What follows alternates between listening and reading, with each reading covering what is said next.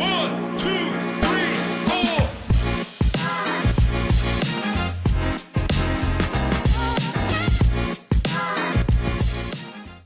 Hi, everybody, and welcome to this week's episode of the Way Through podcast. I'm Keith McPherson, one of the coaches and founders of the Way Through app and community. And if you're joining us for the first time, a big welcome and welcome back if you've been listening to our regular podcast every week. This week, it's going to be myself here on the podcast hosting with my ginger sister, Bonnie Schroeder, who is also one of the coaches with the Way Through community and app. And Bonnie and I go back a long way. We've been, I guess, I don't know how you say it, siblings from different mothers, but it feels like we've been related our whole life. And we share a very common bond in the space of spirituality. It's one of our passions. It's one of the things we love to integrate into our work as coaches. And so Bonnie, welcome. Welcome to the Way Through podcast today. Thank you, my brother from another mother. Thanks, Keith, or as I call you, my ginger brother. Yeah, it's great. I'm happy to be here. It's really great to be here together. And you're probably wondering, where are the other coaches that are often here? They're all on holidays. They all live in the US and they're celebrating Thanksgiving this week. So it's just me and my sister. And we want to talk today to you guys and share with you some insights around spirituality and relationships. We've had a couple of curious questions come in from our community this week regarding navigating spirituality in conjunction with relationships. And so I thought this would be a great chance for us to explore these questions, since both Bonnie and I totally geek out on this topic. So No, don't we? we so do. If you had have heard us earlier, we geek out all the time on it. We really do. We love talking about this. One of my favorite topics, spirituality, and especially in conjunction with relationships. I'm going to read the first question that came in, and it was a question that said, my partner and I are struggling because we have different spiritual beliefs. He is an atheist and I believe in God. Is there a reason to end the relationship? Or is this a reason to end the relationship? Juicy, right? That's a really, really juicy question. Yeah. And in our world now, increasingly, it's sort of like creating a diamond out of coal. We are in so much pressure in our world right now because there's so much suffering going on. There's so much chaos and confusion, and people are losing jobs, and friends are passing away, and countries are going through turmoil, and all of the stuff, right? And certainly one of the ways through for me is through some deeper connection, because how do you get through it? And I also appreciate that there's couples out there where one person is more inclined in that way, I'll say, in another. Given we have lots of people who grew up in a particular tradition that was really hurtful for them in their life and created a lot of trauma for them in their life. And so then everything is off the board. And sometimes people come back to it in a different way, or they just keep it out forever, sort of close the door. And weaving back to the world being in the place that it's in right now, that deeper part of us, that, call it by whatever name, but just this higher self, this soul, this greater expanse of who we are, is naturally pulled, in my view, to wake up. Naturally pulled to know that love is holding us all, even through all of the tragedy. And so two things on that. I would say that increasingly there is a lot more of this talk in relationship around spirituality and what lots of people are calling conscious relationship, where you're intending to grow together, because the alternative is you're just on two very separate paths, and you miss the intimacy of connecting on these meaningful ways. And so the short answer to your question would be, there's always a way through, no pun intended, but there is always a way through when both parties are willing. Will it be easy? It depends on how far they're apart. If one is an atheist and one is deeply spiritual in some way, it might be a big stretch. And so then there's two options. You either go deeper together, or you decide to go your own way, right? Hmm. Yeah, as I'm listening to you speak about that, I'm also thinking about, just with this question in mind, compatibility. And I think it's a really, really important piece of the puzzle when you're in relationship. I mean, Matthew Hussey, who I absolutely love. If you haven't checked out Matthew Hussey's work, he's incredible. He's It's a great. relationship coach. He does a lot of work in this field as well. And he talks about these sort of four elements that need to be in play for a relationship to really function properly. He talks about, I mean, initially when you first meet somebody, is there attraction? Are you actually attracted to this person? Is there a, that immediate attraction level? And I think a lot of people, they just end up there and then it fizzles because that's all there is this mutual attraction. But beyond attraction, there's also this invitation to, is there compatibility? Like, is there actually, what are your values? What are my values? Can we work together based on, we're going to be different, but do we have similar values set up enough that they're going to work together and be compatible? So I think that's really the area that this really falls into, in my opinion. I'm just trying to think the other two areas off the top of my head. There was attraction. Oh, there was connection as well. So connection is after the attraction level. Connection. Do we have a connection? Are we able to sustain something? Do we feel like, we're clicking? And then compatibility. And then finally, I think there's also the level of commitment. And that's another area I think where a lot of relationships will fizzle or fall apart, is the commitment wasn't there. One person didn't want to commit and sign up for it, and the other was totally maybe gung-ho, or maybe you both decided you weren't going to commit, and then hence situationships and whatnot. So with that all being said, the question that's coming in about, should this be a deal breaker? Like, should we end the relationship because my partner's an atheist and I'm not? I think that really is a subjective question, because it really depends on where you're at, like as a couple and also individually.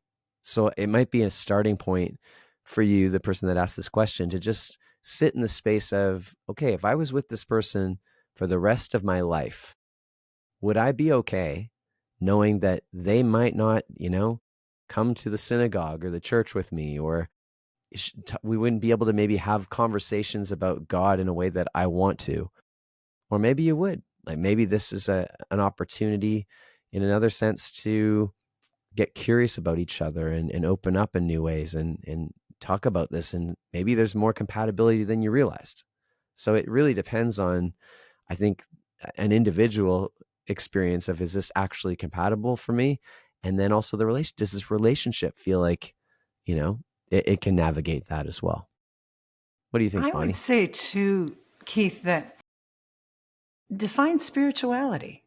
What is that, and what does that feel like?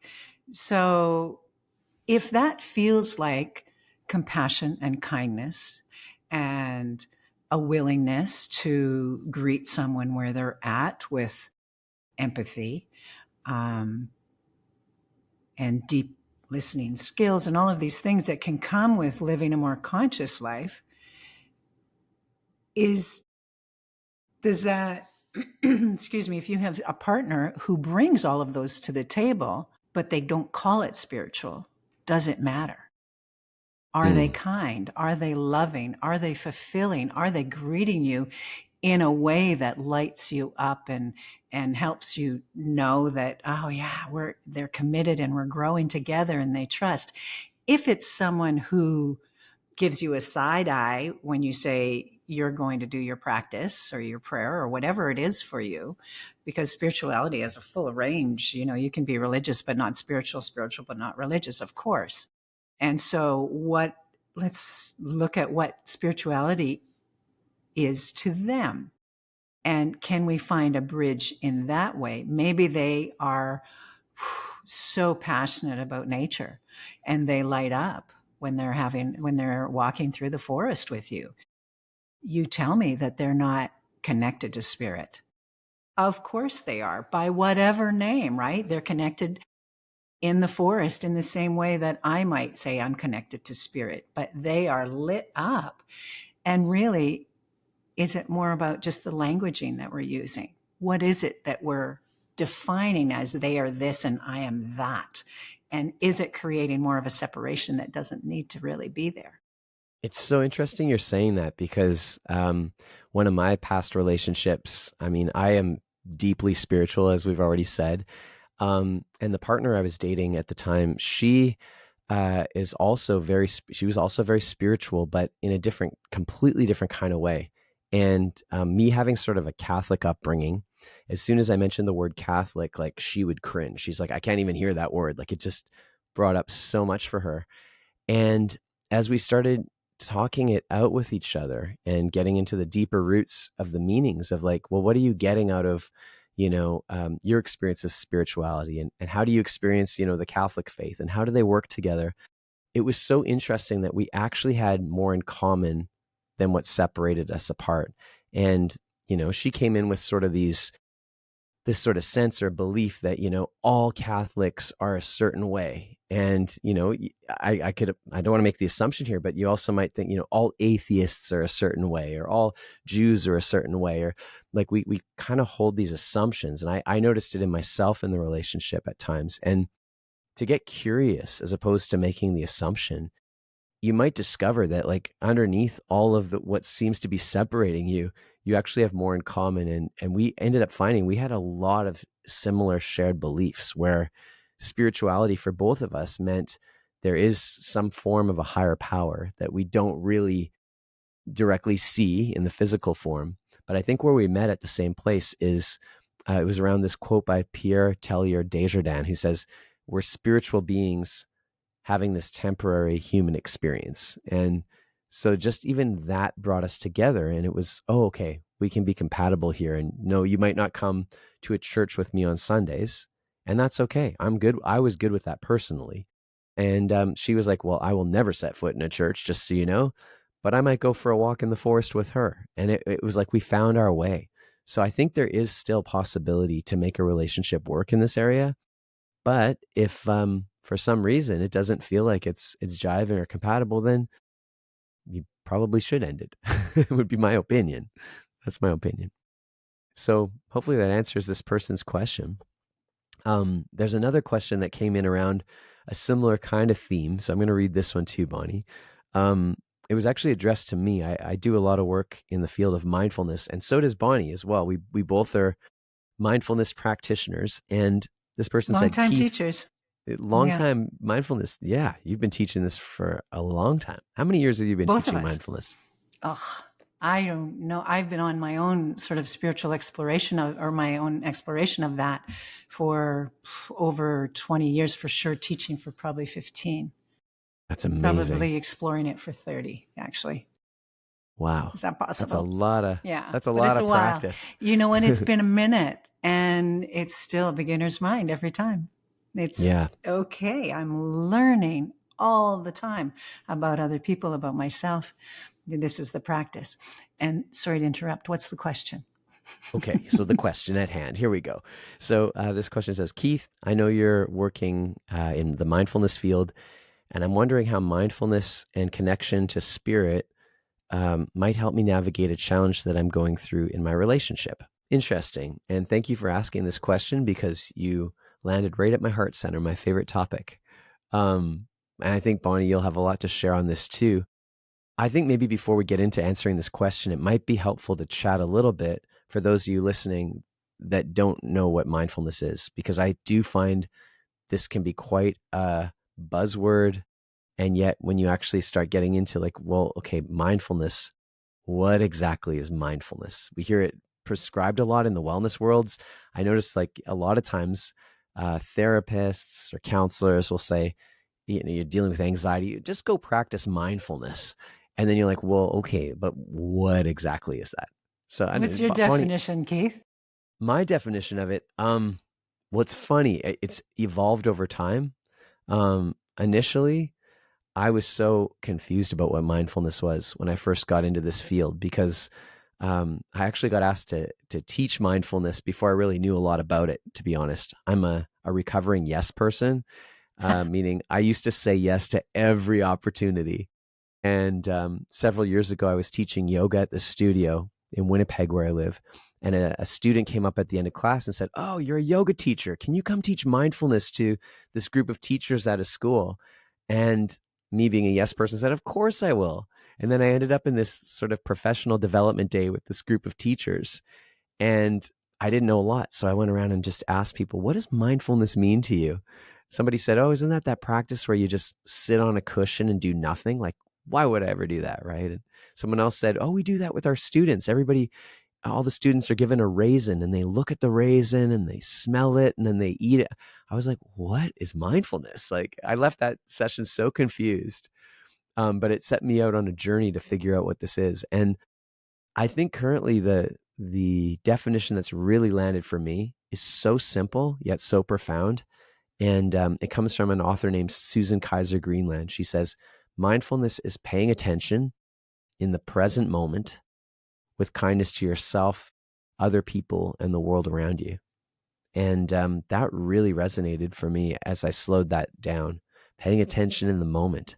Like, even right now, I'm sure there's some of you listening to this podcast and you might have it on in the background, but you're actually not here. Like, you've left the building in your mind. You're thinking about other things. So how do we bring ourselves into the moment?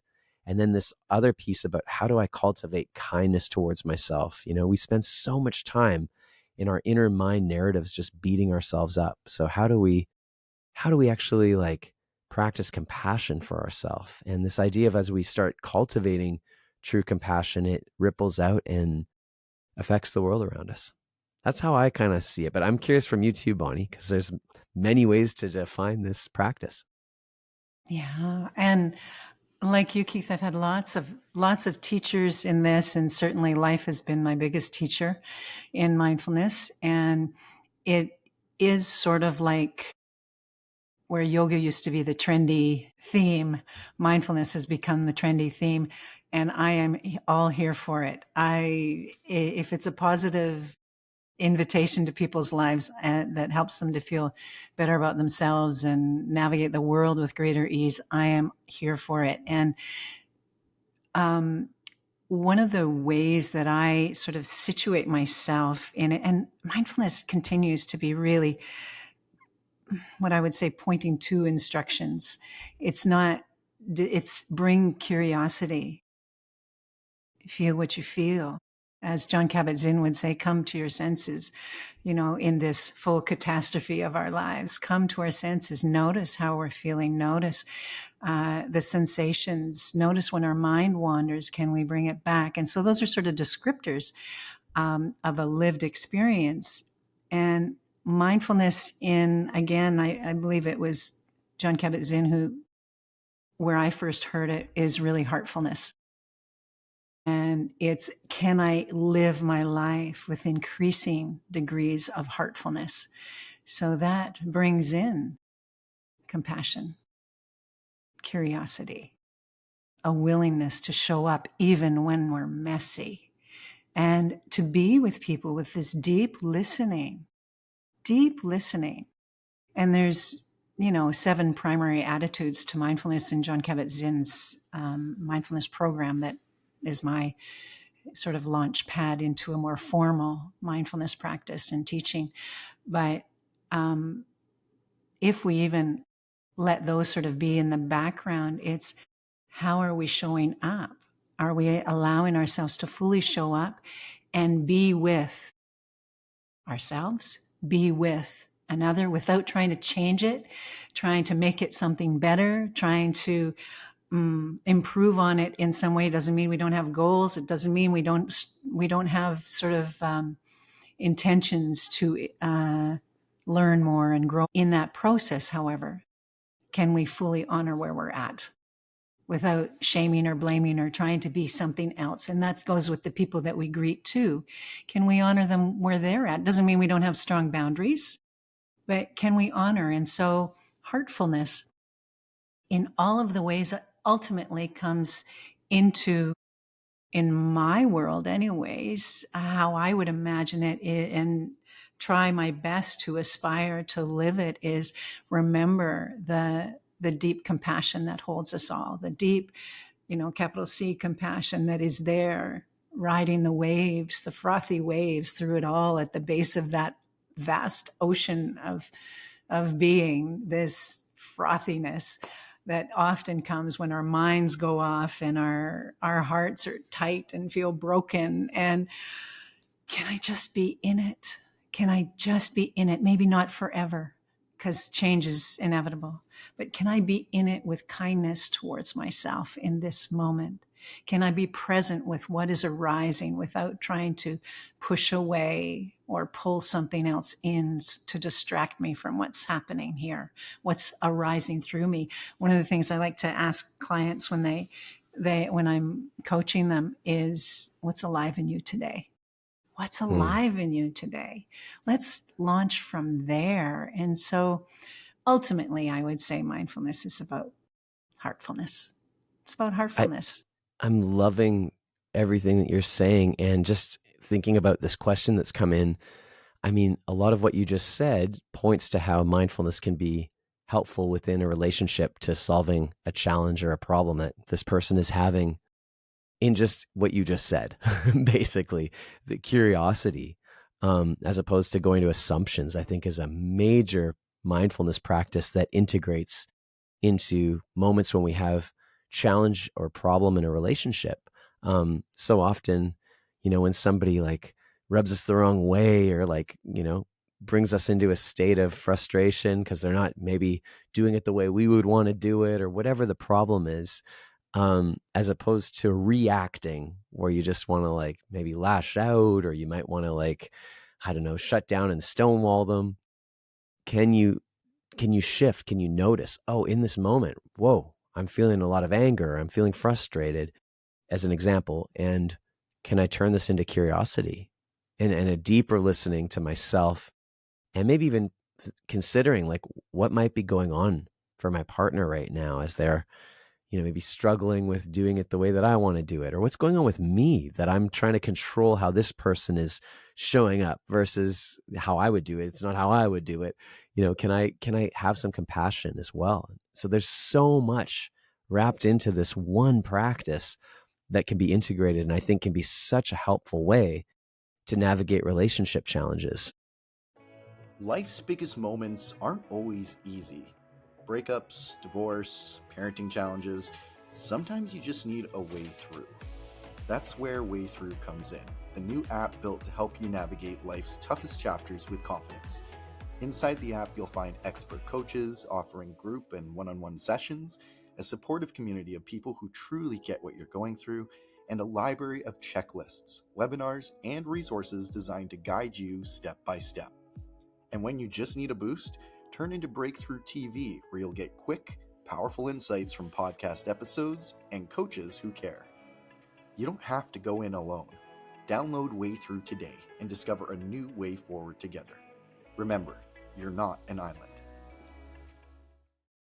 A game changer in so many relationships, if they just cultivated this one piece. Okay, maybe include compassion in this, but if they just cultivated this, and if they cultivated this one piece, it's a game changer.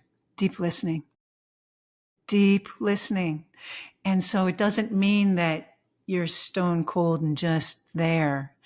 You're fully, it's active. You're fully engaged because you're actually interested. This is your beloved.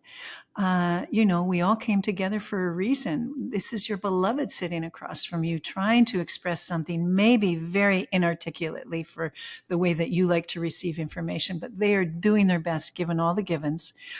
And can we be with them without interrupting them, without trying to tell them how to feel or what's right or what's wrong? And again, boundaries, of course, come into play in certain circumstances. However, in most situations, we don't listen to each other. We make an assumption. We have a story going on in our head about what they're thinking. And I love Brene Brown, where she says to her partner, so I got a story going on in my head. I just want to check, is this true? If we do just these little tweaks that turn out to be big transformative moments, see if it just doesn't make all the difference. See if, rather than trying to defend ourselves while someone's speaking, oftentimes with couples, I'll if I'm working with I'll invite them to have a particular day of the week where once a week they set this time away from children or family or obligations where it's just for them. Set a timer, have a conversation. One person speaks for the first 10 minutes, 50, whatever they get to choose. And then the other person speaks, but they don't interrupt each other. There's no, but you said, but that's not how it is in my view, but that's not really what happened. Well, it's all interpretive, right? We have these interpretive lenses in which we experience the world. Can I just be with my beloved, even when, and especially when it's not comfortable? Like you could be, feeling it all, wanting to interject and wanting to prove your point that you are right. You are the most right in this relationship and they're wrong, because we're hurt and we're living on a lifetime of experience in which we're living through this conflict, whatever it is. Can I just be in it? Can I feel, where do I feel that resistance in my body? Where does it show up? And then afterwards you can sort of explore, okay, what else is in there that is biting, this bite in my belly, or this crush and this squeeze of my heart center. What is going on there? Because this is a little piece and I'm having a big response to it, a big reaction to it. A response would be, I can notice it. A reaction is, I really just want to reach across the table and grab you and say, that's so not true. You're wrong and I'm right. What you're saying right now is so important. And as we're speaking, I'm realizing that we're in some ways, I feel like I might be making mindfulness sound like, it's just this easy practice that you just show up and just take a breath and then listen to your partner and everything will be okay. But in reality, when you're in a moment where you're like really heated or triggered, or I love the distinction between response versus reaction that you're talking about, Bonnie. And I think it's over time, it's been practice for me, if I were to speak to this personally, because my natural tendency as a human is to want to react. And especially as a guy, like wanting to fix or change or problem solve. I mean, it's a very masculine, like we got to figure this out, versus what's my response to this? Okay, take a breath, pause, slow down. Like this is like training. Like this takes time to practice and integrate. But what I've been finding is, to give myself a little grace around this, and I think anyone listening as well, to give yourself grace, because this isn't about getting it perfect. And there's a really primal part of us. Like it goes back to like our primal brain, the amygdala in our brain that's like trying to keep us safe and protect us from apparent threat. So if our partner is out of sorts in some way, I mean, your amygdala might start naturally firing, going, oh my gosh, there's a threat here. There's a problem. I've got to protect myself in some way. And it might turn you into a crazy person that wants to lash out and fight whatever's going on. Or maybe it might want you to retreat, and just naturally you feel this sort of pull away from the problem. Like, I'm just going to pretend it's not there. Or maybe you don't know what to do and you're just completely brain fog confused, right? These are very natural responses when we're triggered and when there's an apparent threat.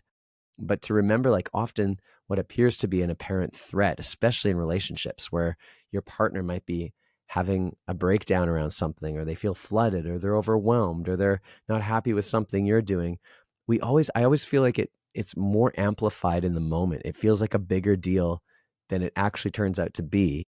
And if I just give myself a few moments to just pause and relax my nervous system, I realize everything's going to be okay. Like, it's actually going to work out. And I can just be here in a deeper state of listening and holding the space in the container. And naturally, just that can be such an amazing gift to, if your partner's, in a state of having a nervous breakdown or whatever, or maybe you are. It's a gift to ourselves too. So that's something I just wanted to name, because I think it's important to realize, like, this isn't about getting it perfect. It's actually natural for us in many ways to respond in kind of a, fight, flight, or freeze state. I mean, it's just a natural response. So this is training to like remember and reprogram ourselves to go, oh, I can take a breath right now. I can hold the space. I can just deeply listen. It's going to be all right.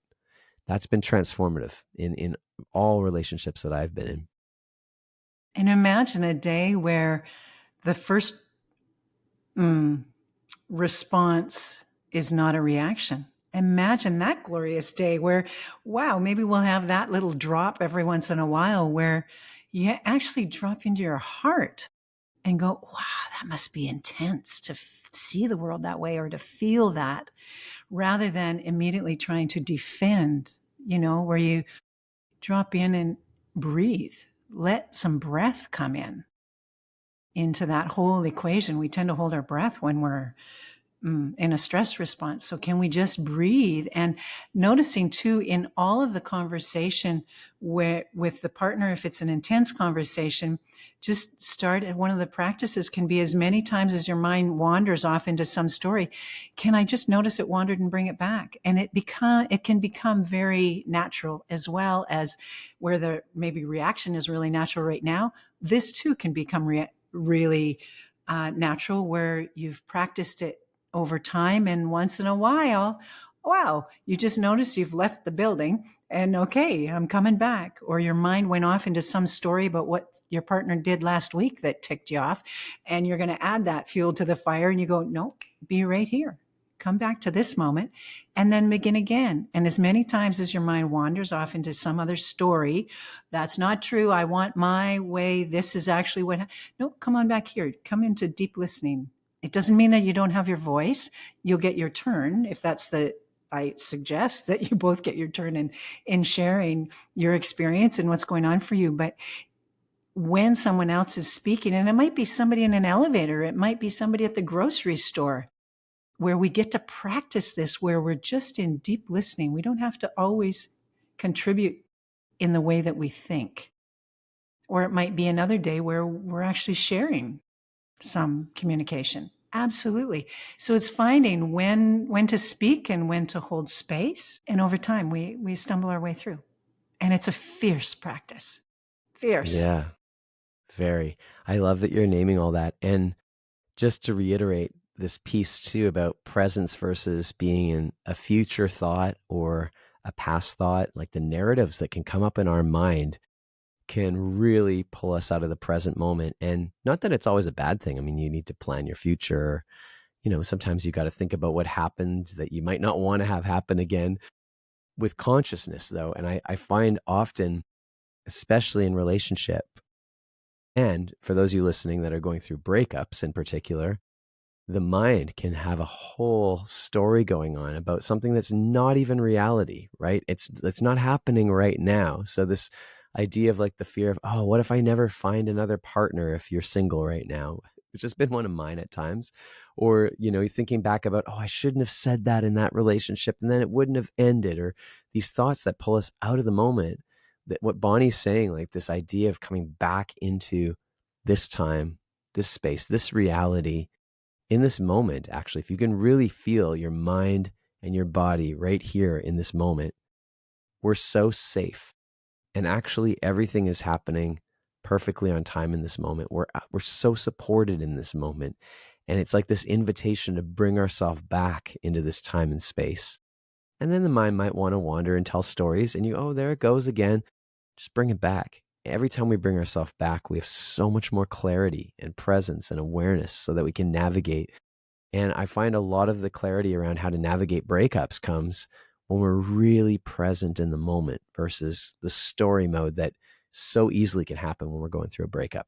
And I'm shifting this question a little bit to those of you that are tuning in going, well, that's nice that they're in a relationship having problems, but I know a lot of you come to and listen because you're going through heartbreak right now. And I think mindfulness really does play into that space as well.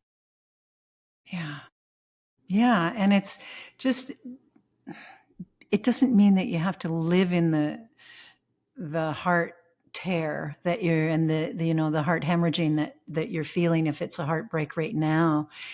You don't have to live there. It's do your best not to avoid it and gently turn towards it titrate it as best you can. You don't have to go full on. It's okay. I'm just going to breathe into this where I feel it, and then I'm going to carry on with my day.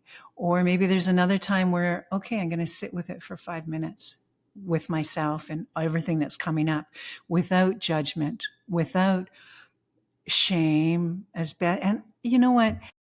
Even with that, allow it all to come in. Let the judgment in, let the shame in this other way. Allow ourselves to have all of it there without trying to push away it all. And what I would say is befriend it. Befriend the judgment, befriend the shame, befriend all of the pieces, the parts that you go, how did I get here again? Befriend all of the parts, all the shoulda, couldas, all the stories. As Mary Oliver would say, greet them. When they show up at your door, greet them. Welcome them into the table for a cup of tea. How do you greet all the parts without getting attached to the parts? Yeah, that's a bigger conversation around being the witness, but it's giving a little bit of space. And this is where mindfulness can come in. It often comes in too. It's not denying what's going on, but it's creating a little bit of space. So if you're a movie lover, you are the actor in the film. And you're the actor that shows up at the door, and you're one that greets them at the door. And you're the one who actually writes the screenplay and is the director and the producer of that screenplay. And so the beauty is that you have control over all those aspects. How you greet someone, how you greet yourself, the story you tell yourself, the direction you take it, how much do you want to spend on this investment of this story? And is it a story that you want to spend your life invested in? I don't know if that answered your question, but no, it's good. I'm a movie lover, so. Yeah. I once had somebody on another podcast that I host called Let's Connect, and we were talking about this theme of stories and the stories we tell ourselves. And one of the best quotes on that podcast that I ever heard from a guest was, "You are the story you choose to tell yourself." And I thought that was such a powerful statement, because it's so true that whatever we're thinking about and the story we're telling ourselves is what's going to become our reality. Like, our thoughts become things. So I love this part of mindfulness too, is the awareness of what am I choosing to focus my attention on in this present moment right now? And what is the story that I'm telling? And if this story that I'm telling isn't serving me, like, how can I shift the story? And this practice is so dynamic in this way of I often in workshops, when I'm leading mindfulness workshops, will have people tune into like a couple of half-finished sentences, like work is, like how would you fill in the blank, or my relationship status is, or money is. And it's really interesting to think that anything that you focus your attention on, like money, work, relationship, it's just a neutrality, but how you fill in the blank at the end of it is the current story you're telling about it. So if you're saying, my relationship is falling apart, or my relationship status is like, don't even go there, it's not working. That's a choice of a story that we're choosing to tell ourselves. So this idea of like, if I want to shift my story, how do I do that? And I think part of it is like telling a new story, obviously, which can be really challenging because there's a lot of resistance when we start, telling a new story. It's like, no, well, that's not actually the reality or the truth. Like, we have to almost abandon what we know and dream into this idea that, well, no, I want to choose to tell a new story. And then I think there's something powerful about also taking it not just in the mind space of like imagining that to be true, but it's also like taking it into our unconscious mind and like feeling that story to be true. Like, well, okay, my relationship status is next to nothing, it's not working out. If I want to shift that to, I'm attracting an incredible partner into my life that meets me where I'm at, and they're committed and they're compatible. Can I close my eyes and feel into that space and even imagine it? It's, even though it might not be right now, like imagining that and feeling that story to be real. I think there's so much to that part of this practice that can be integrated too when navigating through relationship. What's coming up for you, Bonnie? This is really... Well, just the piece around, and you pointed to it around, we are fabulous storytellers, fabulous. And maybe 10% of them are true, fabulous storytellers. And what if, if you're the director of the film, you write a new screenplay for yourself? Again, what are the movies you're wanting to live in your life, as you were saying? And we actually are the producer of those. We can live in a family with 10 kids. Everyone will have a different screenplay out of that family. They will tell a different story. One might be a horror story, one will be an action story, another one will be a romance, the other one, you pick it. The other one's a comedy. I want to be part of that one. The other one's a comedy. Yeah. So the beauty in all of that, and where mindfulness weaves in, is we have a choice in the stories that we perpetuate, the stories that we give energy to. We have a choice in that. We have a choice in how we greet others and how we greet ourselves. And we have to be present to do it. And like you were saying, it's not that we don't have goals or intentions. Yeah, of course. And to get there, we have to live here. We have to be here to get there. Yeah. So let's start with here. And can we do it with as much compassion as possible for ourselves, for others along the way? We are all, and I think every podcast, one of us bring this up, as Ram Dass would say, we are all just walking each other home. It's so true. And sometimes we pick each other up. Sometimes we pick ourselves up. Sometimes we call a friend and say, I'm in the mud. I know, again, same story, different face. I know. And you dust yourself off, you own it, and you say, okay, what did I learn from that? How do I choose to move forward? And it's not discounting how heartbreaking it is, and how much it hurts at the time, and how emotionally irregulated we can get in the process, and all the messiness that comes with heartbreak. And then we can open again. And I love let's this. begin with ourselves. Yeah. Absolutely. And for those of you listening, if you're looking for some support in this space as well, and you're just tuning in perhaps for the first time, I just wanted to highly encourage you to come check out the Way Through community, which is what really initiated this podcast as well. We have a brand new community that's starting called Way Through. You can find out about it at waythrough.com. And it's a place where people come to have some support with professional coaches, and also the power of a community going through relationship challenges, especially relationship breakups. And we're here to really support each other and walk this each other home, as Bonnie was saying. It's a chance to be on the journey with each other and to really build a community that is all about working together to come into a better awareness of the present moment. And I think a lot of the work that we're doing in Way Through is mindfulness based, especially the work Bonnie and I are doing there. And so I just wanted to encourage you to go check that out, especially if you're going through a challenging time in a relationship right now and you're looking for a little extra support. This is a place that you can come to really find that support. And it's I love that it's not AI powered apps or communities. Like, we are real people here to support you. And I just love that. So with that all being said, please stay in touch with us. Thank you so much for joining us today on the Way Through podcast. Bonnie, thanks for being here, and all the love and powerful mindfulness practice that you bring into the world. And for those of you listening, if you have questions that are emerging from this conversation or other conversations, perhaps you have a burning question about relationship that you want an answer to, please go to waythrough.com, and there's a space there where you can ask your questions, and we will answer them on the next episode of the Way Through podcast. So thank you for being here, everybody, and have an amazing week. And we'll see you on the next episode of Way Through.